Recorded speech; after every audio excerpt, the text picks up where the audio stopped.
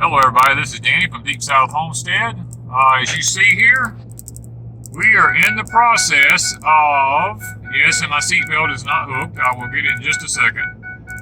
We are in the process of taking soil samples from two of our gardens to have the soil analysis done, because with the crop failures the way they're going, the problems we've been having, we're sending our soil off to have it tested in the Mississippi State Extension Service here to the testing laboratory so that we can find out what we need in our soil for the upcoming years of hard food growing. We want to do it this fall so that we have everything ready for this spring. We feel like that we may be missing something that our soil needs as far as minerals are concerned. We're going to be pushing for everything that we need in our soil from these tests so that we know exactly what our soil needs to be to make it, be at optimum levels for growing stuff.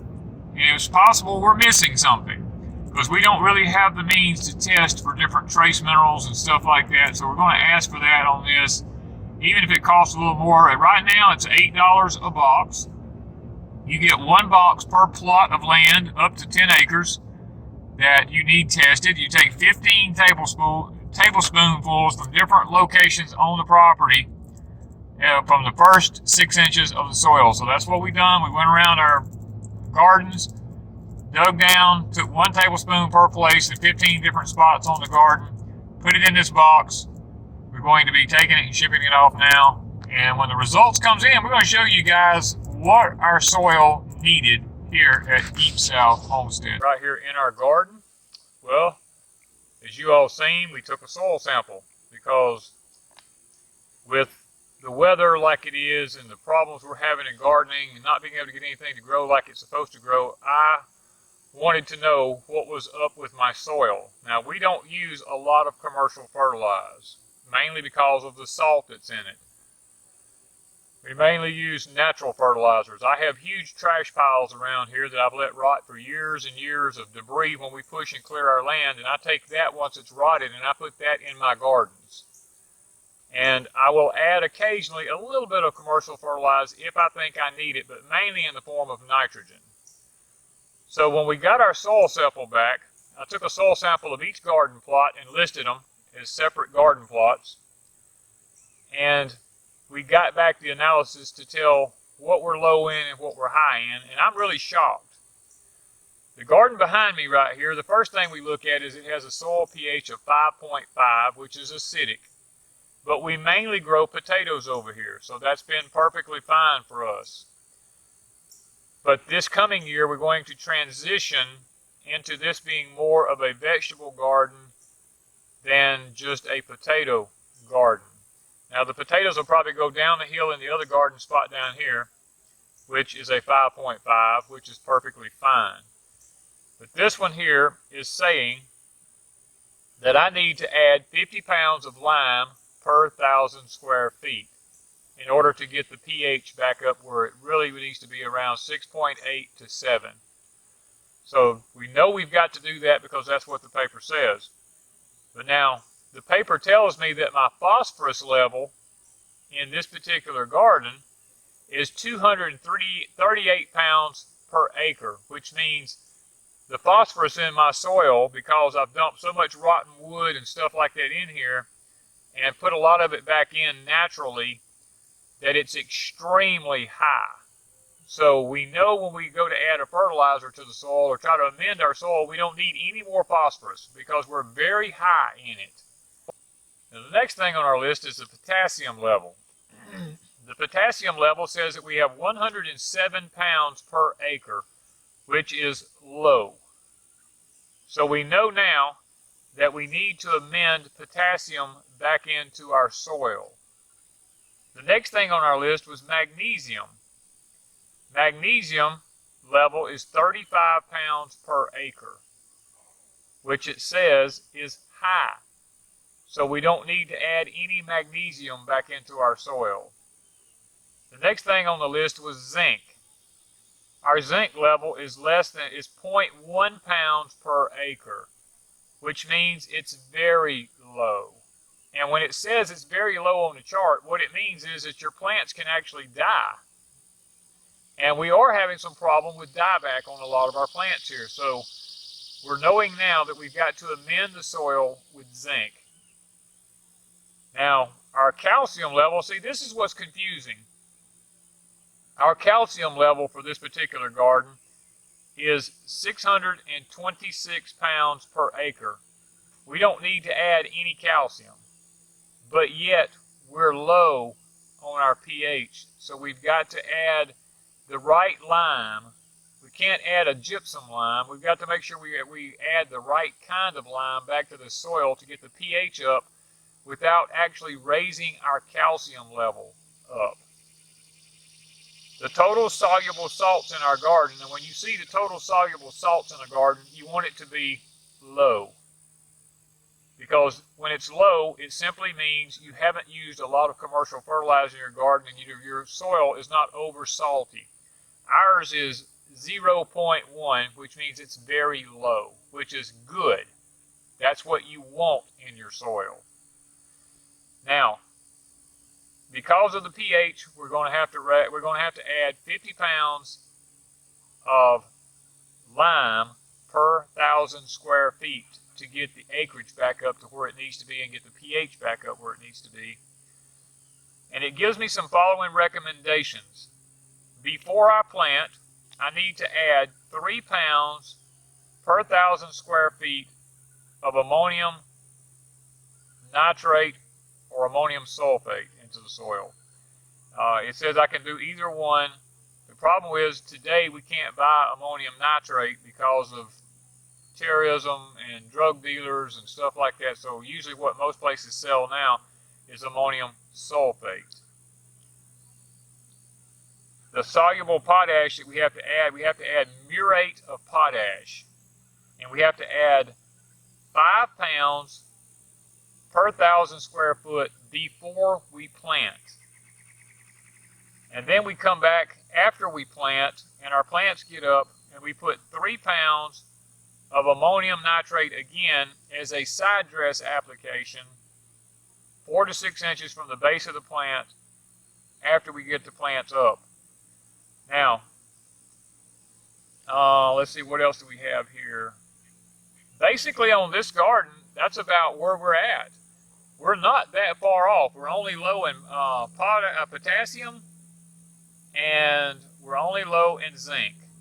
So potassium and zinc is what's got to be added to this garden because, guys, look, just a little bit off balance in any of your trace minerals will cause, even though I'm way up in a lot of the others, it locks it up in the soil and the plant can't take it up if everything is not balanced out.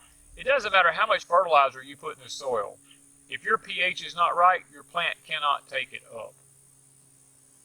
So this is the cabin garden over here that we're looking at, or one of the cabin gardens. We actually have 2 of them, and they're both been soil sampled. So we know what we've got to do here. I want to move to the front garden, and I want to see in our front garden what we've actually got to do there to bring that garden back up where it needs to be. Okay, guys, we're back out to the front garden now to talk about our soil analysis here in the front garden. What we have here is we have a soil pH of 6.8. So the front garden's pH is really where it needs to be. I'm probably going to add just a little bit more lime because I'd rather be closer to 7 than 6.8. I want to try to get it to be perfect. So I'm going to add just a little bit of lime. It won't be much. So we're okay with that. Phosphorus level in the front garden is 512 pounds per acre, which means we're very high in phosphorus here also. So the phosphorus is not an issue for us in either one of our gardens that we run the soil samples on we've talked about here. The potassium level in the front garden is 166 pounds. It says it's low. So just like the cabin garden, the front garden is going to have potassium put in it also. The magnesium in the front garden is 250 pounds per acre, which means I am extremely high in magnesium. So I've got to not be putting any magnesium in here. The zinc in the front garden is 16.9 pounds per acre, which means I'm extremely high with zinc in the front garden, where I was low in the back garden. So guys, this is why it's so important to test each place where we're planting. Now, this is the part that gets me here. The calcium level in my front garden is 2,388 pounds per acre. So I'm like, I've bloated off the charts with calcium in the front garden. I've got too much. I've got way too much. So blossom end rot is not going to be an issue in this garden here. Now, the total soluble salts in this garden is like the back garden because we don't use a lot of commercial fertilizer. It's 0.1, which means it's very low. And that is where you want to be with the soluble salts. Now, because this one here, the pH read 6.8, it means it's slightly acidic, but it's within the toleration ranges of vegetable gardening. They didn't recommend me putting any lime in it, but yet I'm going to put a touch of lime. Not much, but a little bit. Now, one thing I want to talk about lime before we get any further. Lime takes about 3 months to actually begin working. If you start a garden in the fall and you put your lime in the garden in the fall, then you're not going to get any results until the spring. And vice versa. If you put it in the ground in the spring, you're not going to get any results until midsummer, because it takes 3 months for it to actually break down and start working. If you need instant lime to sweeten your soil up, what I do is I put basic slag in mine. Now, basic slag is only good for about 1 season, and then it's over. Lime can last up to 3 years in the soil and be good. So what we're going to do is we're going to go ahead and amend whatever lime we need in our gardens now for this coming fall, winter, and next spring, so that we don't have to worry about our soil's acidity too much. Now, like the back garden, it's recommending 3 pounds of ammonium nitrate before we plant in the soil per 1,000 square feet. It's recommending murate of potash at 5 pounds per 1,000 square foot before we plant.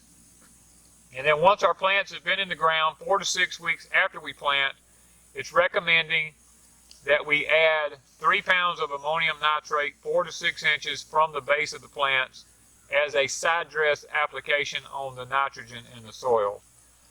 So basically, that's it on our gardens, guys. The only difference is that the potassium is low in both gardens. In the back garden, we had low zinc and low lime.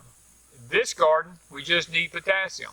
I don't really need anything else because most of the other stuff is so high. This garden was an experiment for me. This garden is 60 by 80. I dumped 20 tractor bucket loads of manure out of my barn in this garden. I went and dug into my trash piles and got the old rotted wood and stuff like that out of it that had been rotten for years. And I put like 20 bucketfuls of it in here. And then I took my flat breaking plow and I flat broke it. And then I came in and I put the tiller in here and I tilled it. And I've been letting it set. And don't you look. Look at the results. These are butter peas. If these butter peas continue like they're going, we're going to have more than we've ever had at Deepsouth Homestead. These things are the most amazing looking plants I've ever grown as far as butter peas. We're growing them up on trellises. They seem to be doing better on trellises than they do if you just leave them as a bush. Even though they're a bush bean, it looks like with the trellising, they're doing better. So my soil analysis here on this front garden has been working out perfectly for me, with the only exception of the potassium. I've got to locate a source of potassium to get my potassium back up to where I want it. I'm not quite sure which source I'm going to use yet, I'm going to do a little bit of research, and we'll talk with some people at the farm supply place and see what's available in my area, or if I'm going to have to order something and get it brought in pretty quick in order to get the potassium level up where I need it here. So guys, this is what I recommend. Have your soil tested, because I had no idea that my calcium level in this garden was 2,000 and something pounds per acre. I had no idea that it was that high.